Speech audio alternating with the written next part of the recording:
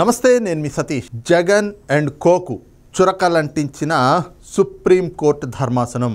ఇదే ప్రస్తుతం ఏపీ రాజకీయ వర్గాల్లో హాట్ టాపిక్గా మారినటువంటి చర్చ. మరి ఏమిటి ఈ చర్చకు దారితీసినటువంటి అంశాలు, ఏమిటి సుప్రీంకోర్టు అంటించినటువంటి చురకలు, ఏ అంశంలో జగన్మోహన్ రెడ్డికి ఆయన బ్యాచ్కి సుప్రీంకోర్టు ధర్మాసనం చురకలంటించింది అనేటువంటిది క్లుప్తంగా విశ్లేషించుకుంటే, జగన్మోహన్ రెడ్డి కానీ వైఎస్ఆర్ కాంగ్రెస్ పార్టీలో ఉండేటువంటి ఆయన బ్యాచ్, ఆయన ముఠా సభ్యులు ఎవరైతే ఉంటారో ఆ పార్టీ నేతలు, వీళ్ళందరికీ కూడా జగన్మోహన్ రెడ్డి ఇచ్చేటువంటి టార్గెట్ కానీ ఆ పార్టీ లైన్ కానీ ఏమిటి అంటే, వాళ్ళకి రాజకీయ ప్రత్యర్థులు ఎవరైతే ఉంటారో వాళ్ళందరినీ ఏదో ఒక రకంగా వేధించాలి, వాళ్ళని మానసికంగా దెబ్బతీయాలి, వాళ్ళని ఏదో ఒక రకంగా వాళ్ళపైన ఉన్నటువంటి కేసులో లేదంటే గనక వాళ్ళ మీద కేసులు వేసైనా కూడా, అధికారంలో ఉన్నటువంటి 5 ఏళ్ళు అదే రకంగా కేసులు వేశారు. వాళ్ళు ప్రతిపక్షంలో ఉన్నప్పుడు వాళ్ళపైన ఇంకొన్ని న్యాయస్థానాలకు వెళ్ళి వాళ్ళని ఏదో ఒక రకంగా ఏదో ఒక అంశంలో ఇరికించేటువంటి ప్రయత్నాలు చేయడం, వాళ్ళని మానసికంగా దెబ్బతీయటం, వాళ్ళకు వ్యక్తిగత అంశాల గురించి మాట్లాడి వాళ్ళని అవహేళన చేయడం, ఈ రకమైనటువంటి దుశ్చర్యలకు పాల్పడుతూ వాటి ద్వారా సురకానందం పొందాలి అనేటువంటిది వైఎస్ఆర్ కాంగ్రెస్ పార్టీ లైను.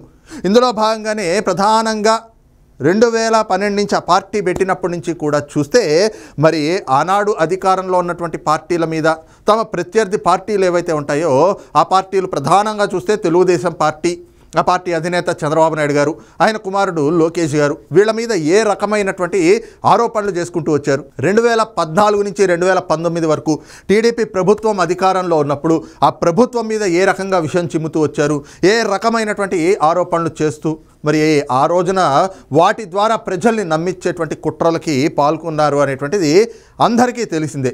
ఇంకా 2019లో జగన్మోహన్ రెడ్డి అధికారంలోకి వచ్చాక గడిచిన 5 ఏళ్ళు కూడా అటు టీడీపీని కానీ ఇటు జనసేనని కానీ, ఆ పార్టీ అధినేతలైనటువంటి చంద్రబాబు నాయుడు గారిని, జనసేన పార్టీ అధినేత పవన్ కళ్యాణ్ గారిని, ఇటు టీడీపీ జాతీయ ప్రధాన కార్యదర్శి నారా లోకేష్ గారిని, లేదంటే అచ్చెన్నాయుడు గారు కావచ్చు, కొల్లు రవీంద్ర కావచ్చు, దేవినేని ఉమా గారు కావచ్చు, ఈ రకంగా ప్రతి ఒక్కళ్ళ పైన కూడా ఏ రకంగా కేసులు పెట్టి అందరిని అరెస్టులు చేయించేటువంటి ప్రక్రియలు కావచ్చు, వాళ్ళని జైళ్లలో పెట్టాలి అనేటువంటి ఆకాంక్ష. ఎందుకు అంటే రాజకీయ కక్ష సాధింపు, తమకి ప్రత్యర్థి అనేటువంటి వాళ్ళు లేకుండా ఉంటే ఏకఛత్రాధిపత్యం మనమే పూర్తిగా వహించవచ్చు అనేటువంటిది జగన్మోహన్ రెడ్డి తాలూకు నియంత పోకళ్ళకి అదొక నిదర్శనం.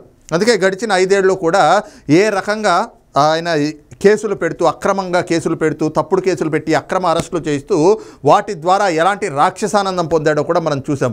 అయితే అలాంటి చర్యలకు పాల్పడుతున్నటువంటి జగన్మోహన్ రెడ్డికి ఆయన బ్యాచ్, ఆయన ముఠా సభ్యులు ఎవరైతే ఉన్నారో వాళ్ళందరికీ కూడా ఈ రోజున సుప్రీంకోర్టులో ఒక అంశంలో మాత్రం చెప్పు దెబ్బ, చంపబెట్టు లాంటి ఒక తీర్పు అయితే గనక సుప్రీంకోర్టు ధర్మాసనం కూడా ఇచ్చింది. అది ఖచ్చితంగా అదొక చెప్పు దెబ్బగా వాళ్ళకి పరిణమిస్తూ ఉంది అన్నటువంటి అభిప్రాయాలు కూడా రాజకీయ పండితుల నుంచి వ్యక్తమవుతూ ఉన్నాయి. మరి ఏ అంశంలో అని చూస్తే, గతం నుంచి కూడా చూస్తే ఓటుకు నోటు కేసు అనేటువంటి వ్యవహారాన్ని వైఎస్ఆర్ కాంగ్రెస్ పార్టీ, ముఖ్యంగా జగన్మోహన్ రెడ్డి, ఆ పార్టీలో ఉన్నటువంటి నేతలు కొడాలి నాని కావచ్చు, పేర్ని నాని కావచ్చు, రోజా కావచ్చు, ముఖ్యంగా ఆళ్ల రామకృష్ణారెడ్డి, ఇలాంటి వాళ్ళందరూ కూడా దానిపైన ఏ రకమైనటువంటి ప్రచారాలు చేశారు. ముఖ్యంగా ఆళ్ల రామకృష్ణారెడ్డి అయితే గనక దాన్ని పట్టుకొని ఏ రకంగా ఆనాడు వీళ్ళు ప్రతిపక్షంలో ఉన్నప్పుడు, వైఎస్ఆర్ కాంగ్రెస్ పార్టీ ప్రతిపక్షంలో ఉన్నప్పుడు కూడా చంద్రబాబు నాయుడు గారి పైన ఇవే ఆరోపణలు చేస్తూ వచ్చి ఆ ఓటుకు నోటు కేసుకు సంబంధించి ఆ కేసులో చంద్రబాబు నాయుడు గారిని నిందితుడిగా చేర్చాలి అని చెప్పి ఆ కేసు విచారణని సిబిఐకి అప్పగించాలి అంటూ కూడా, అది ఎక్కడో తెలంగాణలో నమోదైనటువంటి కేసు అయినప్పటికీ కూడా ఆంధ్రప్రదేశ్లో ఏదైతే కనుక ఆళ్ల రామకృష్ణారెడ్డి ఒక పిటిషన్ కూడా దాఖలు చేశారు. ఒకటి కాదు, 2 పిటిషన్లు దాఖలు చేశారు. మరి దాన్ని ఈ పట్టుకుని రాజకీయంగా కూడా లబ్ధి పొందేందుకు పెద్ద ఎత్తున ప్రచారాలు చేసుకుంటూ వచ్చారు.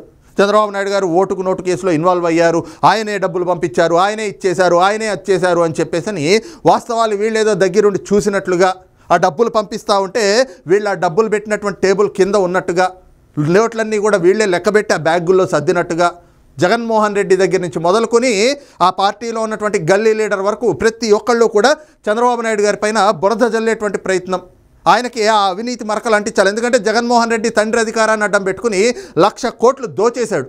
మరి సిబిఐ, ఈడీ కేసులు నమోదు చేసి 43,000 కోట్ల రూపాయలని పట్టుకుంది, అటాచ్ చేసింది ఈ రోజున. అవన్నీ కూడా అటాచ్మెంట్లో ఉన్నాయి.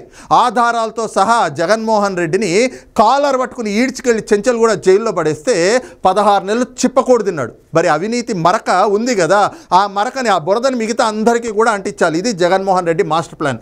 అందుకే ఓటుకు నోటు అనేటువంటి అంశాన్ని పెద్ద ఎత్తున ప్రచారం చేస్తూ అందులో చంద్రబాబు నాయుడు గారి పాత్ర ఉంది అని చెప్పి అందరినీ కూడా నమ్మించేటువంటి ప్రయత్నం చేయడం, ఆ అవినీతి మరక అంటే లేదంటే కనుక అలాంటి బురదని చంద్రబాబు నాయుడు గారికి కూడా ఓటుకు నోటు అనేటువంటి ఆ బురదను అంటించాలి అనేటువంటి కుట్రలు కూడా పన్నుతూ దాన్ని రాజకీయంగా తమకి అనుకూలంగా మలుచుకునేటువంటి కొన్ని కుట్రలు కూడా చేశారు. దానిపైన ప్రతి ఎన్నికల్లో కూడా పెద్ద ఎత్తున ప్రచారం చేస్తూ ప్రజల్లో ఇదే అంశాన్ని తీసుకెళ్ళి దీనిపైనే చర్చ జరిగే విధంగా, దాని ద్వారా వాళ్ళకి రాజకీయ లబ్ధి చేకూరే విధంగా, అది తమ ప్రత్యర్థి పార్టీలకి ఒక మైనస్ ఆస్పెక్ట్గా పరిణమించాలి అని చెప్పి కుట్రలు పన్ని దానిపైన ప్రచారాలు చేసుకుని దాన్ని వినియోగించుకున్నటువంటి పరిస్థితులు. ఆ క్రమంలోనే ఆళ్ల రామకృష్ణారెడ్డి ద్వారా, ఆళ్ల రామకృష్ణారెడ్డి వ్యవహారం అందరికీ తెలిసిందే. జగన్మోహన్ రెడ్డికి అత్యంత నమ్మకస్తుడు. మరి జగన్మోహన్ రెడ్డి మెప్పు కోసం, ఆయన కళ్ళల్లో ఆనందం కోసం ఏం చేయడానికైనా కూడా సిద్ధపడేటువంటి వ్యక్తి. మరి ఆయన వైసీపీ ఎమ్మెల్యేగా ఉన్నటువంటి సమయంలోనే ఈ ఓటుకు నోటు వ్యవహారంలో సుప్రీంకోర్టులో కూడా 2 పిటిషన్లు అయితే దాఖలు చేశారు. ప్రధానంగా ఆంధ్రప్రదేశ్లో 2 పిటిషన్లు దాఖలు చేశారు. దానిపైన ఆంధ్రప్రదేశ్లో విచారణ జరిగినటువంటి క్రమంలో ఆంధ్రప్రదేశ్ హైకోర్టు కూడా ఆయన వేసినటువంటి పిటిషన్ని డిస్మిస్ చేసింది. అయితే ఆయన దాన్ని పట్టుకుని పైన సుప్రీంకోర్టుకు వెళ్ళారు. సుప్రీంకోర్టుకు వెళ్ళి ఓటుకు నోటు కేసులో చంద్రబాబు నాయుడు గారిని నిందితుడిగా చేర్చాలి, ఆయన ఏదైతే కనుక ఈ ఓటుకు నోటు అనేటువంటి కేసు ఉందో అందులో ఆయన పాత్ర పైన సిబిఐ తోటి విచారణ జరిపించాలి అంటూ కూడా ఒక 2 పిటిషన్లు దాఖలు చేశారు. దానిపైన అప్పటి నుంచి కూడా విచారణ జరుగుతున్నటువంటి క్రమంలో ఈ రోజున సుప్రీంకోర్టులో ఆ కేసు విచారణకు వచ్చింది. విచారణకు వచ్చినటువంటి క్రమంలో కూడా సుప్రీంకోర్టులో జస్టిస్ సుందరేష్ అలాగే జస్టిస్ అరవింద్ కుమార్ వీళ్ళిద్దరు ధర్మాసనం ఈ రోజున కీలకమైనటువంటి వ్యాఖ్యలు కూడా చేసినట్లుగా తెలుస్తోంది. ప్రధానంగా చూస్తే ఈ పిటిషన్లలో, అంటే ఈ పిటిషన్ల పైన జరుగుతున్నటువంటి విచారణలో ఇటు ఆళ్ల రామకృష్ణ రెడ్డి కావచ్చు, జగన్మోహన్ రెడ్డి కావచ్చు, వైఎస్ఆర్ కాంగ్రెస్ పార్టీలో ఉన్నటువంటి ఆ ముఠా, జగన్మోహన్ రెడ్డి ముఠా ఎవరైతే ఉన్నారో వాళ్ళందరికీ కూడా, ఎందుకంటే అందరి వ్యవహార శైలి ఒకే విధంగా ఉంటుంది కాబట్టి సుప్రీం ధర్మాసనం ఇచ్చినటువంటి తీర్పు మాత్రం చురకలంటి ఇచ్చినట్లుగానే ఉంది. అదొక చంపపెట్టు లాంటి తీర్పుగానే ఈ రోజున జరిగినటువంటి పరిణామం, ఏదైతే చోటు చేసుకున్నటువంటి పరిణామం ఉందో అది కనిపిస్తూ ఉంది అన్నటువంటి అభిప్రాయాలు కూడా న్యాయ నిపుణుల నుంచి వ్యక్తమవుతూ ఉన్నాయి. ప్రధానంగా ఈ రోజున ఈ పిటిషన్ మరి ధర్మాసనం బెంచ్ ముందరికి రావటం, విచారణ జరుగుతున్నటువంటి క్రమంలో ధర్మాసనం కూడా కీలకమైనటువంటి వ్యాఖ్యలు చేసింది. ముఖ్యంగా ఒక ఇంత సీరియస్గానే ఆళ్ల రామకృష్ణారెడ్డి వేసినటువంటి పిటిషన్లని పరిశీలించినటువంటి ధర్మాసనం రాజకీయ కక్ష సాధింపులకి న్యాయస్థానాల్ని వేదిక చేసుకోవద్దు,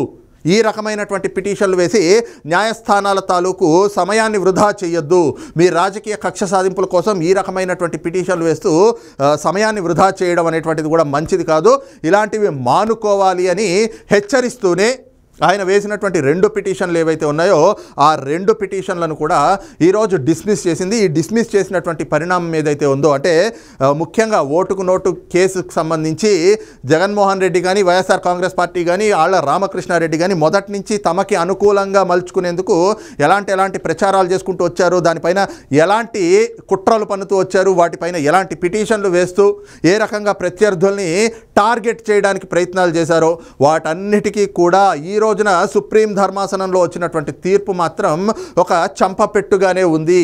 ఈ రోజున ఈ రకమైనటువంటి పరిణామం అటు చంద్రబాబు నాయుడు గారికి కూడా ఈ కేసుకు సంబంధించి ఓటుకు నోటు కేసులో ఒక భారీ ఊరటగానే పరిణమిస్తున్నట్లుగా కనిపిస్తూ ఉంది అన్నటువంటి అభిప్రాయాలు కూడా ఈ రోజున రాజకీయ పరిశీలకుల నుంచి వ్యక్తమవుతూ ఉన్నాయి.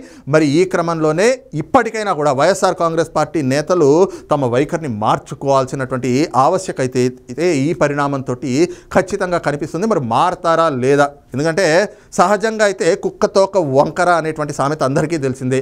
మరి వైఎస్ఆర్ కాంగ్రెస్ పార్టీ నేతలకు సంబంధించినటువంటి బుద్ధి కూడా ఎప్పుడూ వంకరగానే ఉంటుంది కదా, ఎప్పుడు వాళ్ళు సక్రమంగా ఆలోచించేటువంటి పరిస్థితి ఉండదు కదా. మరి కనీసం సుప్రీంకోర్టు ధర్మాసనం ఈ రోజున ఈ రకంగా చురకలంటిచ్చి మొట్టికాయలు వేసినట్లుగా ఒక చంపపెట్టు లాంటి తీర్పునిచ్చిన తర్వాత ఇప్పటికైనా మారతారా లేదా అనేటువంటిది మాత్రం రాబోయేటువంటి రోజుల్లోనే వేచి చూడాల్సినటువంటి అంశంగా కనిపిస్తూ ఉంది.